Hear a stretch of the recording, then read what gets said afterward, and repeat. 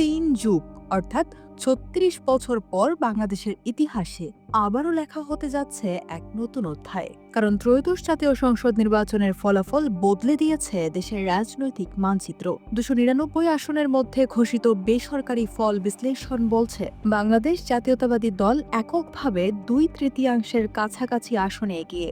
সংখ্যার এই সমীকরণ স্পষ্ট বার্তা দিয়ে জানাচ্ছে সরকার গঠনের পথে এগিয়ে আছে বিএনপি। আর সেই সঙ্গে প্রধানমন্ত্রী হিসেবে জোরালো হয়েছে একটি নাম, তারেক রহমান। যদি সবকিছু সাংবিধানিক প্রক্রিয়ায় এগোয় তাহলে তিনিই হতে যাচ্ছেন দেশের পরবর্তী প্রধানমন্ত্রী। আর তেমনটি হলে ৩ যুগ অর্থাৎ ৩৬ বছর পর বাংলাদেশ পেতে যাচ্ছে এক পুরুষ প্রধানমন্ত্রী।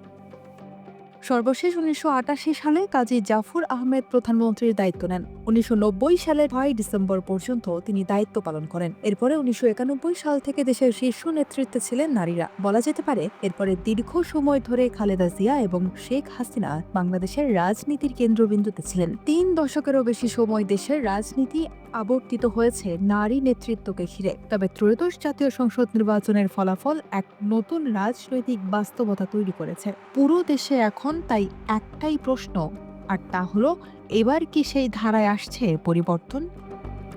তবে ক্ষমতায় আসা এক বিষয়, আর সেই ক্ষমতার ভার বহন করা আরেক বিষয়। আর তাই যে প্রশ্ন এখন সবার সামনে তা হলো কেমন হতে যাচ্ছে ভবিষ্যৎ বাংলাদেশ? সমৃদ্ধির পথে এগিয়ে যেতে তারেক রহমানের পরিকল্পনা কি হতে পারে? ভবিষ্যৎ রাজনীতিতে কি দেখা যাবে সহনশীলতা ও অন্তর্ভুক্তির নতুন সংস্কৃতি? আর এই প্রশ্নগুলোর উত্তর মেলানোর চেষ্টাই সামনের দিনগুলোতে ব্যস্ত থাকবে সবাই। কারণ বাংলাদেশ আজ এক সন্ধিক্ষণে দাঁড়িয়ে, একদিকে ইতিহাসের ধারাবাহিকতা, অন্যদিকে পরিবর্তনের প্রত্যাশা। আর তাই নারী পুরুষের তুলনা নয়, বরং গুরুত্বপূর্ণ যে প্রশ্নটা এখন সবার সামনে তা হলো কে কতটা দায়িত্বশীলভাবে দেশকে এগিয়ে নিতে পারবেন। কারণ নেতৃত্বের আসনে ব্যক্তি নয়, গুরুত্বপূর্ণ হলো রাষ্ট্রের কল্যাণ, সবার অংশগ্রহণ, সবার মর্যাদা এবং সবার জন্য সমান সুযোগ। এই লক্ষ্যেই এগোতে হবে বাংলাদেশকে।